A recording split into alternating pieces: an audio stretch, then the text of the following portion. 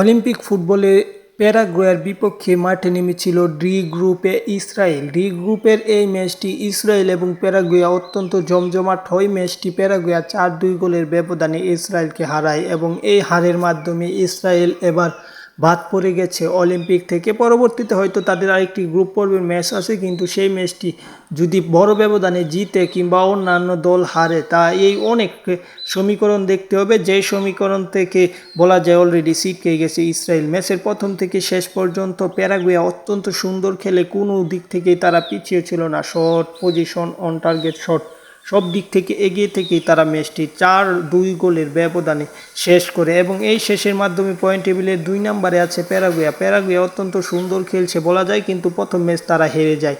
যাই হোক, খেলাধুলার ছোট থেকে বড়, অলিম্পিক সহ ক্লাব ফুটবলের সকল খবর পেতে এই চ্যানেলটি সাবস্ক্রাইব করে পাশে থাকুন এবং পাশে থাকা বেল আইকন বাজিয়ে রাখুন, যাতে সবার আগে ভিডিও নোটিফিকেশনটা আপনার কাছে চলে যায়। ধন্যবাদ সকলকে।